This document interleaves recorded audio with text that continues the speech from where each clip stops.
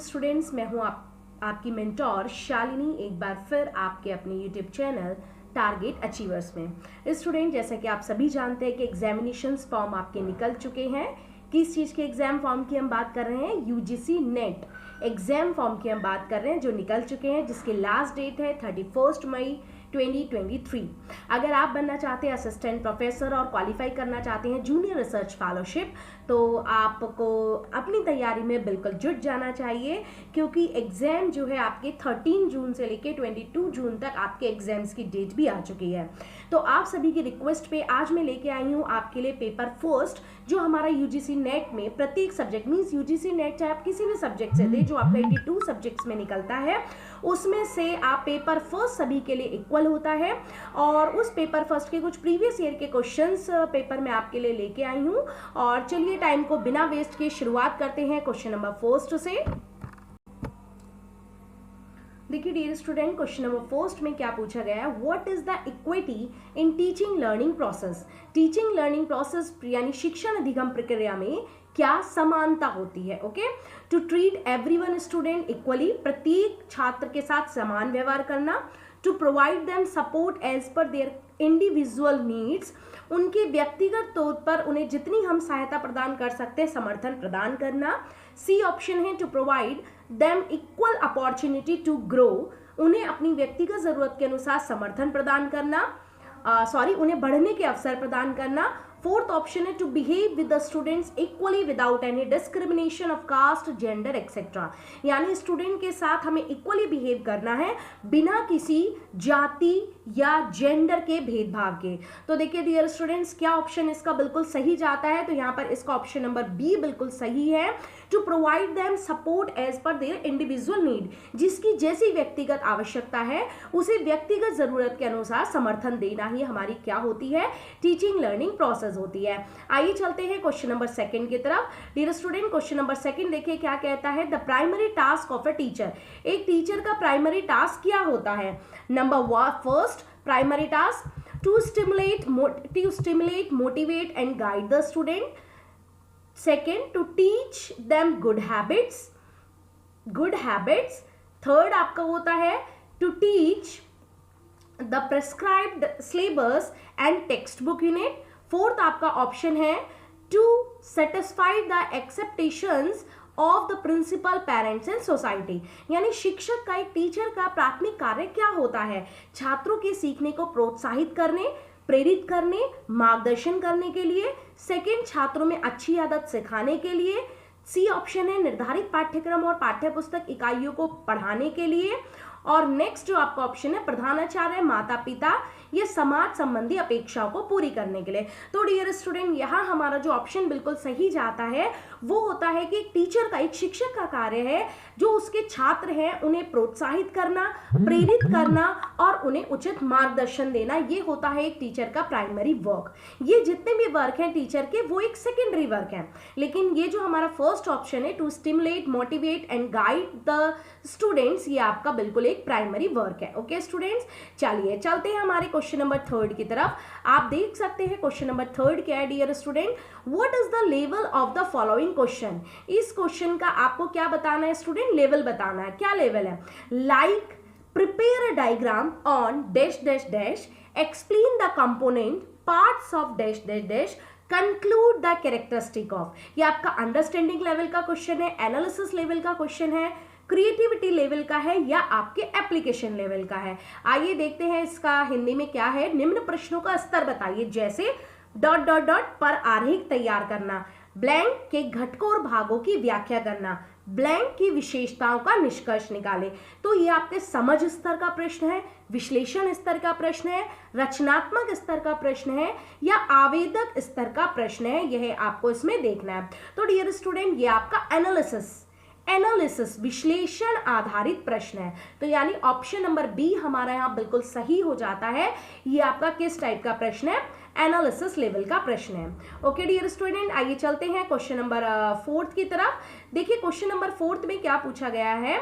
What is the filling the blank was the educationist who gifted kindergarten education system to the world।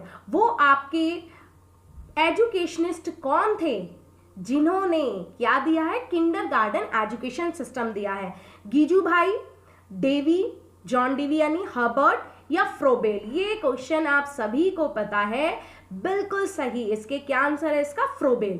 Froebel हमारे वो शिक्षाविद थे, वो educationist थे जिन्होंने किंडरगार्टन शिक्षा प्रणाली को दुनिया में दिया था। चलिए चलते हैं हमारे नेक्स्ट क्वेश्चन, क्वेश्चन नंबर 5 की तरफ। देखिए डियर स्टूडेंट, जो हमारा क्वेश्चन नंबर 5 है, इससे लास्ट 3 ईयर से बहुत ही ज्यादा क्वेश्चंस पूछे जा रहे हैं, क्योंकि ये बिल्कुल न्यू कॉन्सेप्ट है। मूक, मैसिव ओपन ऑनलाइन कोर्स। मैं आपको मूक की फुल डेफिनेशन बता देती हूँ डियर स्टूडेंट। ये होता है आपका मैसिव ओपन ऑनलाइन कोर्स। मूक पे बहुत सारी वर्कशॉप्स और आपके सेमिनार अभी रिसेंटली हो रहे हैं। तो डियर स्टूडेंट्स, आप आई थिंक आपने सभी ने नोट कर लिया होगा मूक की फुल फॉर्म। तो देखिए आगे हम शुरुआत करते हैं। क्या पूछा गया है क्वेश्चन में, MOOC must contain the 4 quadrant as per Swayam. मूक में आपके 4 क्वाड्रेंट शामिल होते हैं, किसके अकॉर्डिंग, स्वयं गाइडलाइन के according. Which of the following correct list and sequence of these quadrants. तो आपको वो 4 क्वाड्रेंट्स के बारे में बताना है कौन कौन से हैं। Number first, e tutorial video, e text video, self assessment tool, online discussion forum. Okay, next इसमें पूछा गया है, नेक्स्ट ऑप्शन दिया गया है e text reading material, e tutorial video, online discussion form, self assessment test.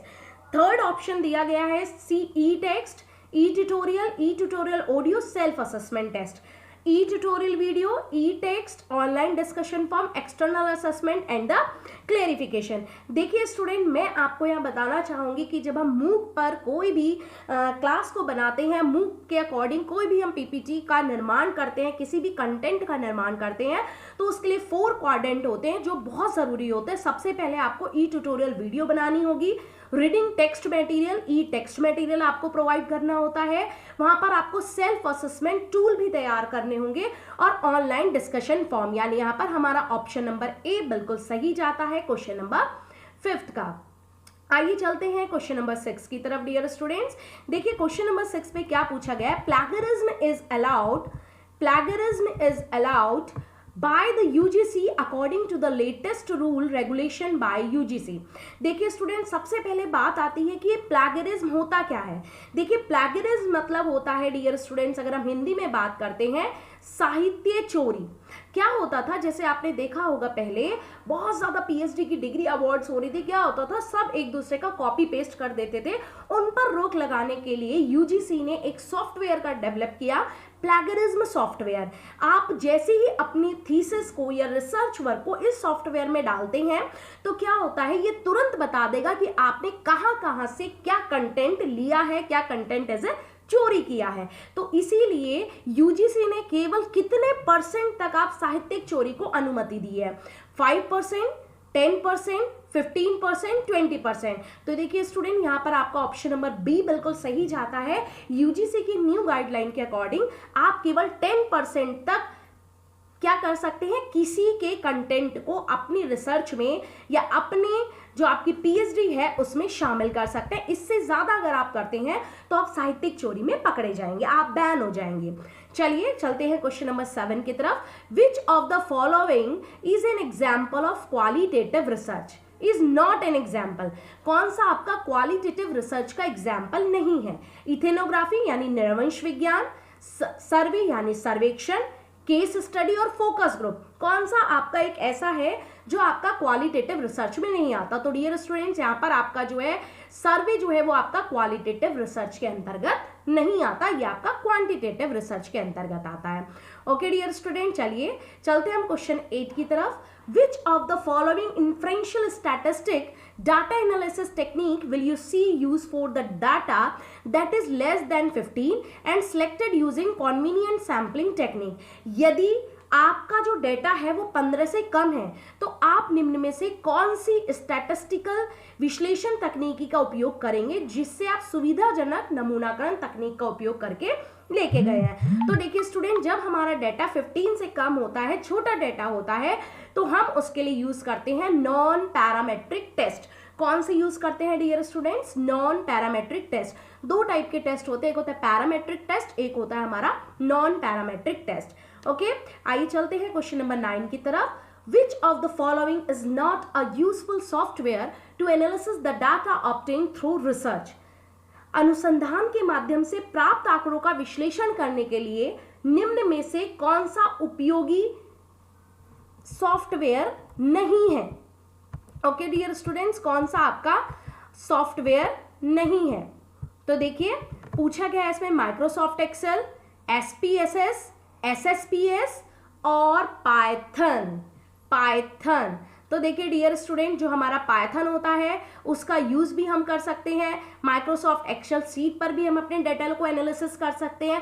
एसएसपीएस भी होता है, लेकिन डियर स्टूडेंट ये एसएसपीएस आपका कोई सॉफ्टवेयर नहीं होता है जो डाटा को एनालाइज कर सके। तो आपका यहाँ पर ऑप्शन नंबर कौन सा सही जाता है स्टूडेंट? सी ऑप्शन बिल्कुल सही जाता है। आइए चलते हैं क्वेश्चन नंबर 10 की तरफ, क्वेश्चन नंबर 10 की तरफ। क्वेश्चन नंबर 10 डियर स्टूडेंट्स क्या है? विच of the following types does not belong two types of interview in research? निम्न में से कौन सा प्रकार अनुसंधान में साक्षात्कार प्रकार से संबंधित नहीं है? स्ट्रक्चर्ड इंटरव्यू, संरचित साक्षात्कार, unstructured interview, personal interview, impersonal यानी व्यक्तिगत साक्षात्कार। देखिए स्टूडेंट, जब हम करते हैं रिसर्च तो उसमें जो हमारा टाइप है यानी ऑप्शन नंबर डी हमारा इम्पर्सनल, जो हमारा इम्पर्सनल साक्षात्कार होता है वह उसमें शामिल नहीं किया जाता है, यानी 10th का ऑप्शन नंबर डी हमारा बिल्कुल सही जाता है। आइए चलते हैं क्वेश्चन नंबर 11 की तरफ। देखिए डियर स्टूडेंट, मैं आपको बताना चाहूंगी कि आपके लगभग 4 क्वेश्चन जो होते हैं यूजीसी नेट के पेपर फर्स्ट में वो पैराग्राफ से पूछे जाते हैं। तो आइए चलते हैं, हम एक पैराग्राफ देखते हैं। Read the following passages, answer the following questions. The scientific and critical mind of India must be reawakened from its slumber. The ancient culture based on the vision of the Vedic and Upanishadic seers did not minimize importance of our healthy life. In fact, opulence, inner and outer was driving force of this culture. But for about a millennium and a half now, or the culture has let go of this fine balance and got trapped into the ascending denial of our terrestrial life. With the beginning of the decline of great Indian civilization, the present education system aims at making the children more an informatic recording machine and a robot for making money. Mathematics, computer, machines are everywhere in these days because they are gateway of lucrative jobs. ये students हमारा एक paragraph given है, हिंदी में भी हमने आपके लिए तैयार किया है। भारत के वैज्ञानिक और आलोचनात्मक दिमाग को उसकी नींद से फिर जगाना होगा। तो देखिए डियर स्टूडेंट, इससे रिलेटेड क्या क्वेश्चन पूछे गए हैं। फर्स्ट है आपका क्वेश्चन, इस अनुच्छेद के लेखक भारतीय संस्कृति को ब्लैंक करना चाहते हैं। कैसा करना चाहते हैं डियर स्टूडेंट? तो इस पैराग्राफ के अनुसार वो इसे पुनर्जीवित करना चाहते हैं, यानी इसे क्या करना चाहते हैं डियर स्टूडेंट? रिवाइव करना चाहते हैं। ओके, आइए चलते हैं क्वेश्चन नंबर 2 की तरफ, जो हमारा क्वेश्चन नंबर 12 है पैराग्राफ में। The word opulence in this paragraph means, यहाँ पर इस पैराग्राफ में एक वर्ड ऑप्लुएंस यूज हुआ है, उस वर्ड का क्या मीन्स है? तो डियर स्टूडेंट, यहाँ पर उसका मीन्स है वेल्थ यानी धन से है, कि वो हमारी शिक्षा आजकल ऐसे हो गई है जो सिर्फ एक रोबोट की तरह हमें धन विकसित करने वाला बना रही है। ओके, चलिए चलते हैं क्वेश्चन नंबर 13 की तरफ। क्वेश्चन नंबर 13 में पूछा गया है student, which of the following is not an issue faced by the western society as per the above text? कौन सा ऐसा एक आपका मतलब पश्चिमी समाज द्वारा सामना किए जाने वाला मुद्दा नहीं है? Number first, premarital sex among adolescents, second है various addiction, third depression, fourth है lack of faith in a God. Students, अगर हम देखते हैं कि कौन सा ऐसा मुद्दा है जो सामाजिक जो हमारा समाज है, जो हमारा पश्चिमी समाज है, उसके द्वारा क्या नहीं किया जा रहा है, सामना किए जाने वाला मुद्दा नहीं है। तो देखिए ये जो है भगवान में विश्वास की कमी, ये हमारा इसका ऑप्शन डी बिल्कुल यहाँ पर सही जाता है। आइए चलते हैं क्वेश्चन नंबर 14 की तरफ। देखिए डियर स्टूडेंट, क्वेश्चन नंबर 14 क्या कहता है? No German education would be regarded complete without a god acquaintances with Goethe. What do you understand by this line of the text? The author praised German education system. Second, the author likes German artist Goethe. Third, the author emphasis on teaching of arts and culture in education, D option none of these, यानी कौन सा इसमें जो है option आपका बिल्कुल सही जाता है। तो देखिए इसके अकॉर्डिंग जो स्टूडेंट्स हमारा ऑप्शन है C, the author emphasis is teaching of arts and culture in education, तो यहाँ पर हमारा ऑप्शन नंबर सी बिल्कुल सही जाता है। ओके डियर स्टूडेंट्स, चलिए चलते हैं हम क्वेश्चन नंबर 15 की तरफ। क्वेश्चन नंबर 15 क्या है? अकॉर्डिंग टू द ऑथर और एजुकेशन सिस्टम इज डीनेशनलाइजिंग बिकॉज, हमारा डीनेशनलाइजिंग हो रहा है एजुकेशन सिस्टम क्यों? It does not teach about the great seer and sages of India. It does not teach about great artists of India. It does not teach about ancient language and literature of India. और fourth option था इसमें all of these, यानी लेखक के अनुसार हमारी शिक्षा प्रणाली अराष्ट्रीयकरण कर रही है। क्यों कर रही है? यह भारत के महान संतों और संतों के बारे में नहीं सिखाता है, यह भारत के महान कलाकारों के बारे में नहीं सिखाता है, यह भारत की प्राचीन भाषा और साहित्य के बारे में नहीं सिखाता है। तो यहाँ पर ऑप्शन नंबर डी यानी ऑल ऑफ दीज बिल्कुल सही है। ओके, आइए चलते हैं क्वेश्चन नंबर 16 की तरफ। स्टूडेंट्स, क्वेश्चन नंबर 16 में क्या पूछा गया है? अ कॉन्फ्रेंस और अ मीटिंग और इवन अ मेला और procession is a communication event. Newspaper, radio, cinema and television are communication media. Phone, computer, satellite and internet are communication what? अगर आपके कॉन्फ्रेंस, मीटिंग, मेला आपके कम्युनिकेशन इवेंट्स हैं, न्यूज़पेपर, रेडियो, सिनेमा और television आपके communication media हैं, तो फिर आप फोन, कंप्यूटर, सैटेलाइट या इंटरनेट कम्युनिकेशन के क्या कहलाते हैं? तो डियर स्टूडेंट, ये कहलाते हैं टेक्नोलॉजीज, तकनीकी। ये सारे phone, computer, satellite, internet, intranet, LAN, वैन, ये सब डियर स्टूडेंट हमारे क्या हैं? टेक्नोलॉजी है, तकनीकी है। ओके, आइए चलते हैं क्वेश्चन नंबर 17 की तरफ। डियर स्टूडेंट, क्वेश्चन नंबर 17 क्या है? The interpretation process in communication take place. Interpretation process take place in, कहाँ पर इंटरप्रिटेशन होता है? सेंडर इंटरप्रिटेशन करता है, मैसेज इंटरप्रिटेशन करता है, रिसीवर या चैनल? देखिए स्टूडेंट, संचार में व्याख्या प्रक्रिया यानी इंटरप्रिटेट कौन करेगा? जो उस मैसेज को रिसीव कर रहा है वही तो उसे अपनी लैंग्वेज में इंटरप्रिटेट करेगा। तो यानी यहाँ पर ऑप्शन नंबर सी बिल्कुल सही जाता है, रिसीवर। आइए चलते हैं क्वेश्चन नंबर 18 की तरफ। What is the greater concern is the effect of blank which could result from repeated exposure to scenes of violence in program, news और कार्टून। यानी अधिक चिंता का विषय ब्लैंक का प्रभाव है जो कार्यक्रमों, समाचार, कार्टूनों में हिस्सा के दृश्यों को बार बार प्रदर्शित करने का परिणाम हो सकता है। तो डियर स्टूडेंट, इसका हमारा क्या हो सकता है? बताइएगा, सोचेगा थोड़ा। डीसैनिटाइजेशन हमारा एक ऐसा प्रोग्राम हो सकता है, मतलब ग्रेटर कंसर्न है ये जो बच्चों के ऊपर पड़ रहा है। नेक्स्ट हम देखते हैं question number 19। Environmental stress, competing stimulus, subjective stress are an example of. ये जो हमारे आपके स्ट्रेस हैं, एनवायरमेंटल स्ट्रेस हुआ, कंपीटिंग स्ट्रेस हुआ यानी पर्यावरणीय तनाव, प्रतिस्पर्धी प्रोत्साहन और व्यक्ति परक तनाव, ये आपके किस टाइप के एग्जाम्पल हो सकते हैं? नॉइज तो है नहीं, शोर तो होता नहीं है। Frame of reference no, emotional barrier no. ये हमारे स्टूडेंट कैसे बैरियर हैं?